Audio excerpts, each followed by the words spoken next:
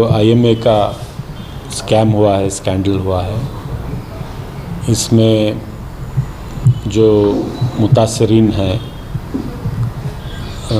जिनके कमाई का, मेहनत का एक बहुत बड़ा सरमाया इस घोटाले में चला गया, फंस गया। और आपको अच्छी तरह आप ये भी जानते हैं कि मैं इनफरादी तौर पर भी इस केस पर इसमें मैं फॉलोअप करता रहता हूँ। और हम सब की कोशिशें रही, आप लोगों की भी रही कि इसको कभी भी इस मुद्दे को आपने ख़त्म होने नहीं दिया। पब्लिक की नज़र में इसको हमेशा रखा है। इसकी वजह से हिंदुस्तान की तारीख़ का पहला ऐसा पॉन्जी स्कीम घोटाला रहा जिसका कुछ तो रिफ़ंड उन मुतासरीन को, विक्टिम्स को मिल रहा है। अब तक हमने तकरीबन 112 करोड़ रुपए रिफ़ंड करवाए और अब फिर से इस रमज़ान में अगले हफ्ते इंशाअल्लाह तकरीबन 80 करोड़ रुपए विक्टिम्स के अकाउंट में, मुतासरीन जो हुए हैं उनके अकाउंट में जमा किए जाएंगे। हालांकि जितना उन्होंने खोया है वो तो भरपाई होना मुश्किल है, लेकिन जो हमारी कोशिश ये है कि जितना भी हम उस स्कैम से वापस इकट्ठा कर लोगों को उनकी ज़रूरत के मुताबिक तो नहीं हो सकता, लेकिन जितना मदद हो सकती है वापस करवाएं। इससे कम से कम समाज में उन सारे लोगों को एक मैसेज जाता है कि आप कितना भी स्कैम करें, घोटाला करें, क़ानून है और क़ानून आपको ऐसे ही बचने नहीं देगा। और ये भी मैसेज है कि क़ानून के अलावा भी ऊपर वाले का भी क़ानून है। जब भी किसी को धोखा दिया जाता है, जब भी किसी के साथ फ़रेब किया जाता है, इस दुनिया में तो बहुत लोग बच जाएंगे शायद, लेकिन आखिरत में तो ज़रूर पूछ तो होगी। कुदरत तो अपना काम करेगी। और IMA के इस मामले में जो प्रॉपर्टीज़ का ऑक्शन है वो कार्रवाई चल रही है।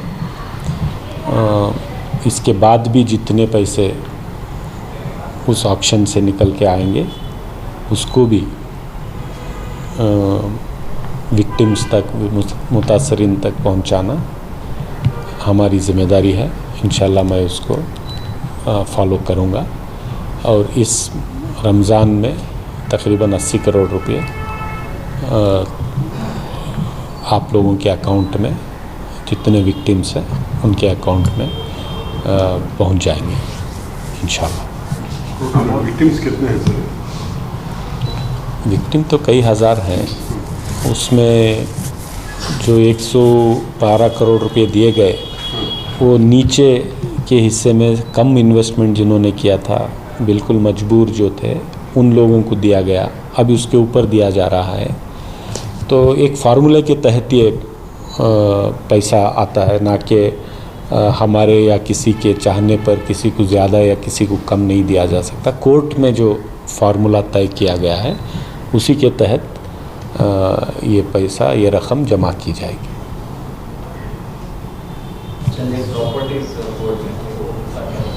देखिए इतने सालों की जो मेहनत इसीलिए रही कि जिन लोगों ने घोटाला किया, जिन लोगों के ऊपर केस चल रहा है, उन लोगों ने मिलकर एक कोर्ट के बाद दूसरे कोर्ट में उन्होंने इस मामले को इतना उलझा दिया कि उनके प्रॉपर्टीज़ को ऑक्शन करना मुश्किल था। ईडी में भी ये मामला फंसा था।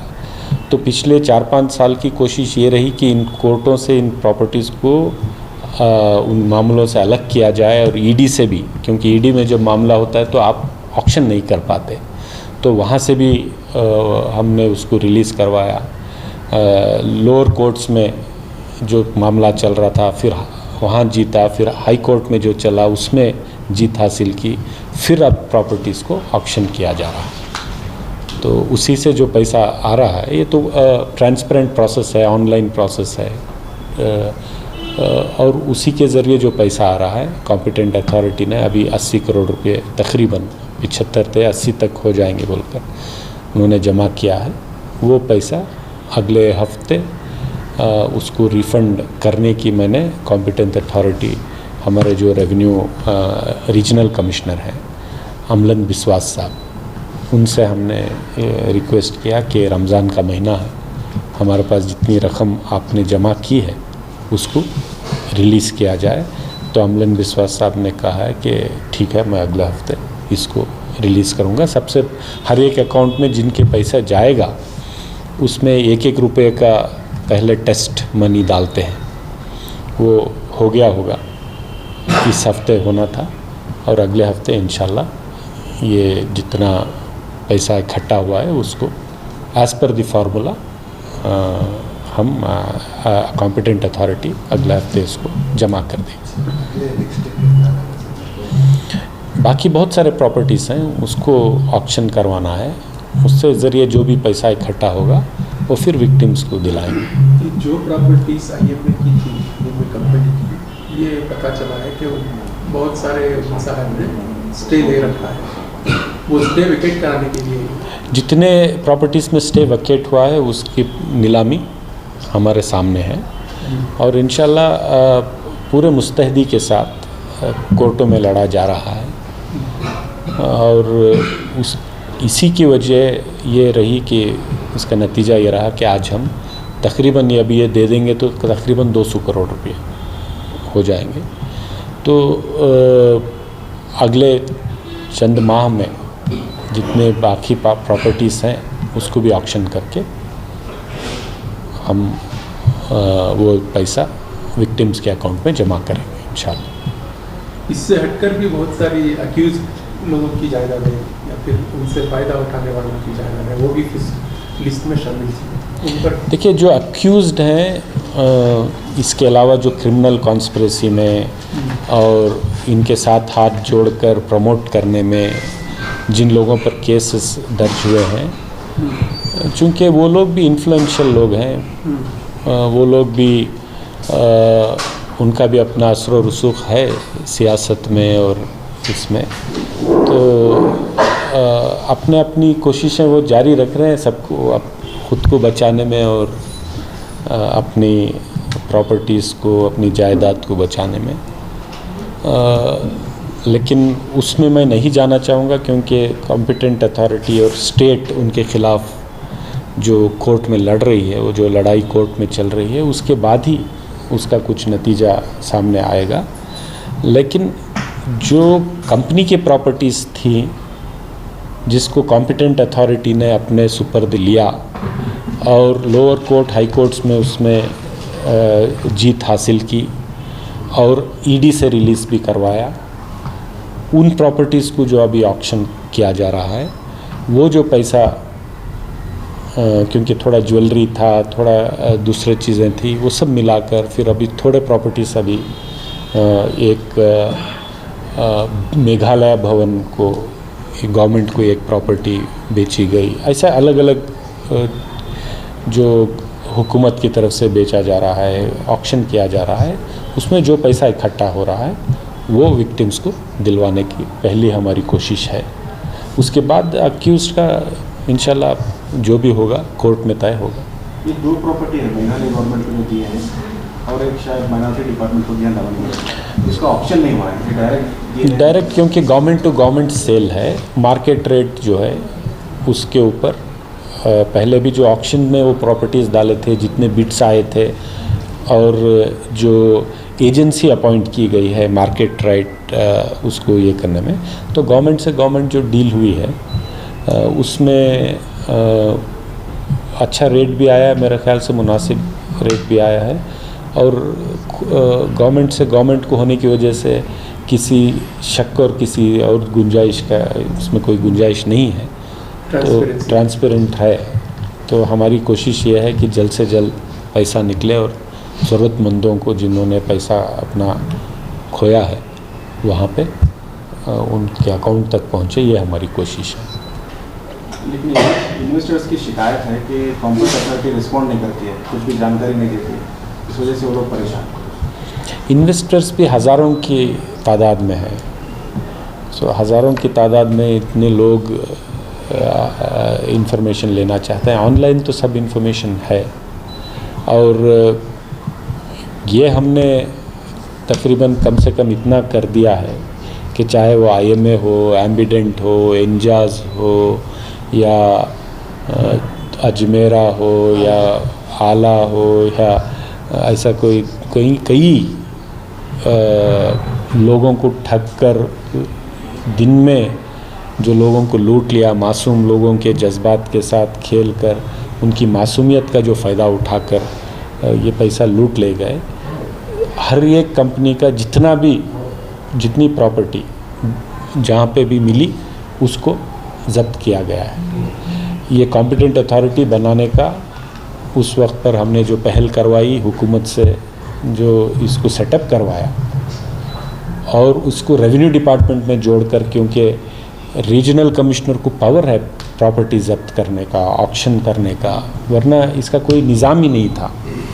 तो इसकी वजह से कम हमारी कौम में जो ये लोग दिन में लूट रहे थे, ठग रहे थे, मासूम लोगों के साथ खिलवाड़ कर रहे थे, इसको कहीं ना कहीं हमने रोका है। इंशाल्लाह उन सब स्कीम्स में भी जितनी प्रॉपर्टी, मुझे दूसरे स्कीम्स का उतना मैंने डिटेली देखा नहीं, जितनी प्रॉपर्टी वहाँ ज़ब्त हुई है।